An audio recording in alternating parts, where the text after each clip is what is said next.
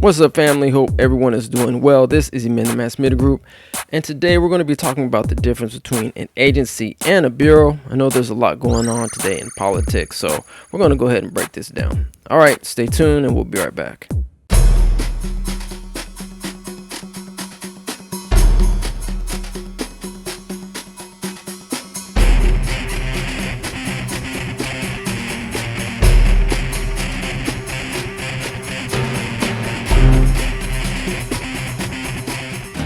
All right, we are back. So thanks for watching. Don't forget to like, share, and subscribe, and hit that bell for notifications.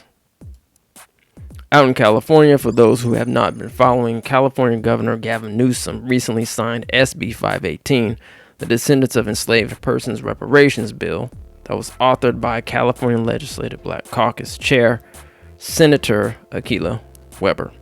This is a bill that will establish the Bureau for Descendants of American Slavery. The Bureau will create a genealogy division to establish a process for eligible recipients, create an education and outreach division, as well as a legal affairs division. I wanted to start off with SB 518 because there have been some articles that have used the term agency to describe the Bureau. There's definitely some nuances, especially from a hierarchical point of view. But before we jump back into SB 518, let's actually go through some definitions. Let's start off with the definition of a department. A department is a major high-level government unit that oversees a broad area of government operations, while an agency is often a smaller, more specialized organization, sometimes located under a department. In some cases, a department or division is used to name the particular subdivision under or within the agency or bureau. So let me repeat that once again, because I know sometimes when we look at legislation, the legislators, the lawmakers, will call something a department or division. And I don't want you to get confused, because at first I was like, why are they calling it a department?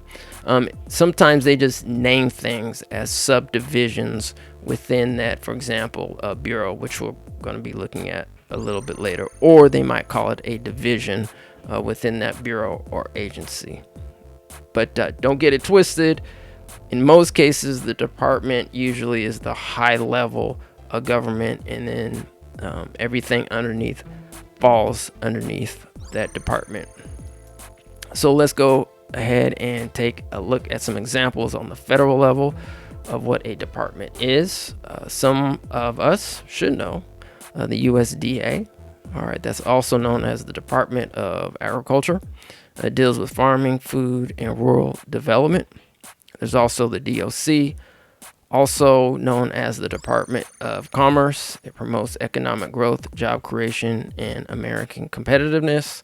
They have the DOD, the Department of Defense, which manages the U.S. military. Now, on a state level, here in California, I'm sure we have listeners that are outside of California, so some of these departments may be named differently in your state, but I'm just going to give some examples here in California. All right. Department of Motor Vehicles, DMV, manages vehicle registration, driver's license, and other auto-related services. We also have the California Department of Public Health that oversees health and wellness programs for the state. And also the Employment Development Department, EDD. Now, I'm pretty sure some of these acronyms are probably named similarly in your state as well. I don't know, but I just wanted to go over some of the differences on the federal and state level, or at least the naming conventions of what departments are named on the federal and state level. So once again, this is probably the most high level of government, which includes both on the federal level and state level. All right, so let's continue on to what an agency is. Now, once again, the agency has been used as a general term for all government branches, but we wanted to break this down in terms of hierarchy. All right, so the agency is a government agency or administrative agency, usually applying to one of the independent agencies of the United States government, which exercise some degree of independence from the president's control on a federal level. On a state level, an agency is any governmental entity at the state level that is responsible for carrying out and enforcing laws passed by the state legislature. These agencies are typically established by statute and can include departments, bureaus, divisions, commissions, and other authorities that operate under state law.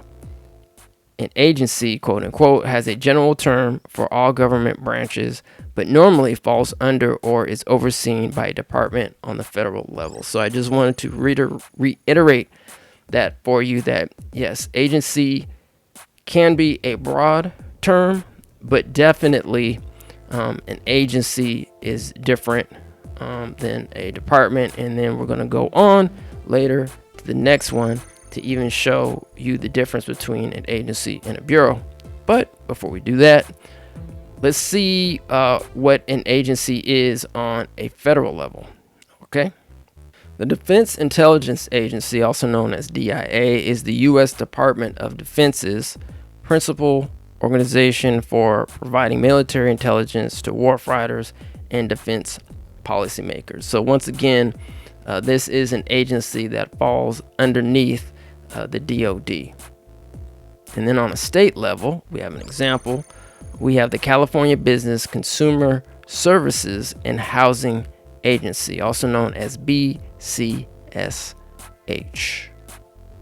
All right, so within that agency, we have particular departments or subdivisions of the BCSH.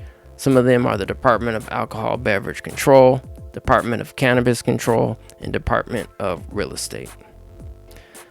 Just to give you kind of a heads up on when this agency was created, because I think it's important for us to know that last year in 2024, the freedmen could have had their own or our own agency, our standalone agency, SB 1403, that was authored by Senator Bradford. That was the California American Freedmen Affairs Agency. And I just wanted to just give you an example, because even before the CAFA office could have been developed, this is a good example of how an agency is created here in California. All right, so let's look at the California Business and Consumer Services and Housing Agency. It was created on July 1st, 2013 through a reorganization plan submitted by then Governor Jerry Brown in 2012. This was implemented via Senate Bill SB 1039, which was the legislation that allowed for the merger of parts of the prior Business, Transportation, and Housing Agency and the State and Consumer Services Agency. So when you have a chance, if you like to, go look up SB 1039 and make sure that you look up for the year 2012, because if you look up this year for SB 1039, you're definitely not going to see the California Business Consumer Services and Housing Agency bill. All right, so those are, or that is an example of an agency. Let's move on to an example or examples of what a bureau is. Okay, so a bureau is a subdivision of an executive department of a government. These entities usually are housed under a department.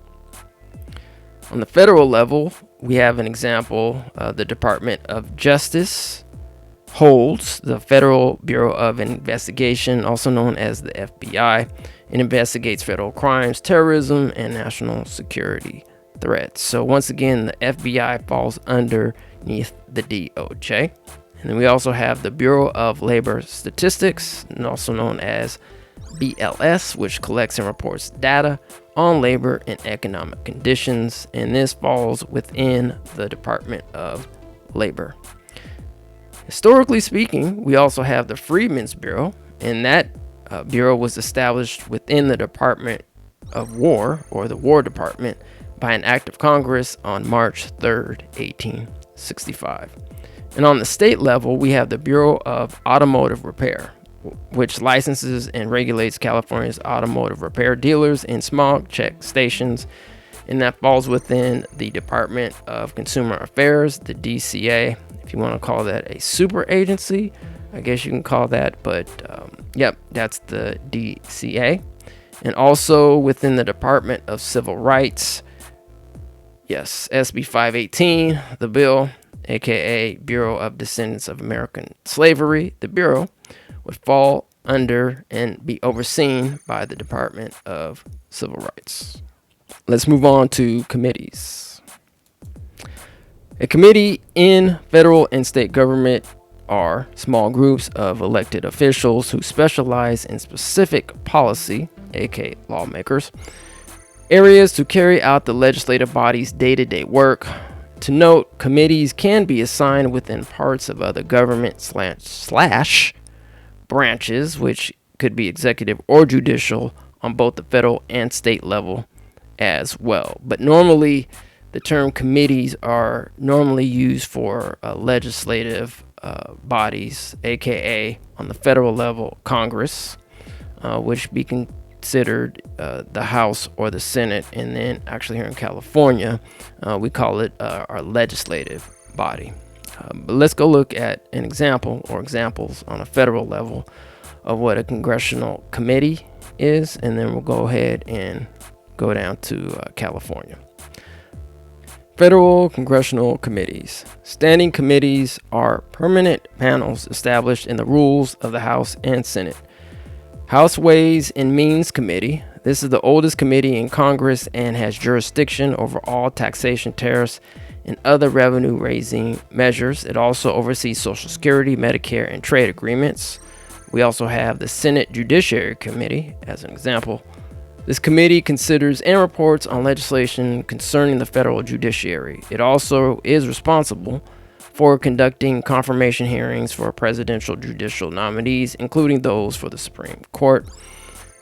On the state level here in California, we have the California Legislative Committees, California State Senate, Budget and Fiscal Review Committee, Committee of Energy, Utilities and Communications Committee, Agricultural Committee, Appropriations Committee, and Rules Committee.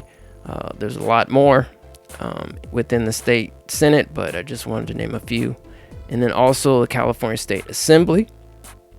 They have the Privacy and Consumer Protection Committee, Health Committee, Elections and Constitutional Amendments Committee, Human Services Committee, and Judiciary Committee. So let's move on to the commission. All right, commission is a group of people appointed to perform a specific task or function, which can include investigating a problem, making policy recommendations, or overseeing a particular area. Some commissions operate independently, while others are housed within or overseen by an executive department. The structure depends on the commission's purpose and the statutes that created it. On a federal level, we have the Japanese Internment Camp Commission, which gave reparations to Japanese Americans. And on a state level, we have the California Reparations Task Force under California Bill AB 3121 in 2020, which studied reparations proposals and gave recommendations. Now, even though it was named or called the task force, technically by definition, it is considered a commission.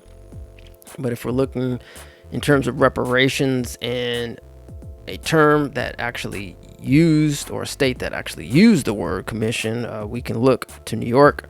They actually named their reparations commission as the New York State Community Commission on Reparations Remedies. Okay, so now that we have some definitions in place, let's go back to SB 518, the Descendants of Enslaved Persons Reparations Bill. And that once again was authored by CLBC Chair and Senator Akila Weber. And that will establish the Bureau for Descendants of American Slavery.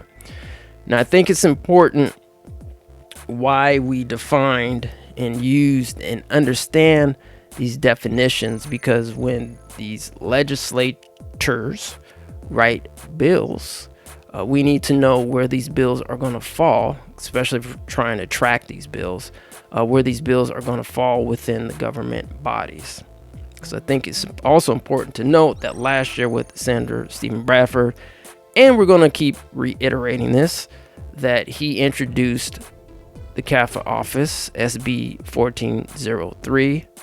That's also known as the California American Freedmen Affairs Agency, which would have been its own standalone agency. Now, you can determine if, the agency would have been better as a standalone. I mean, me personally, I think so. But now it's underneath the Civil Rights Department, which is going to be overseen and be tucked in with other departments. So I don't know if it's necessarily a good or bad thing. I guess in one aspect of it, if you're looking at glass half full, is that, hey, the governor signed it.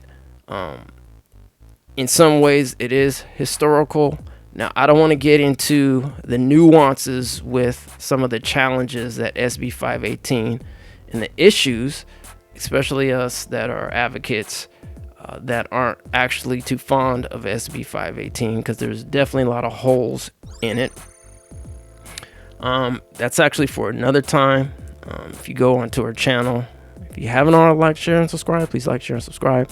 But we've, talked about this SB 518 before, but we actually we probably will have another show and just breaking down what happened with the bills this year, especially the California reparations bills, to be specific.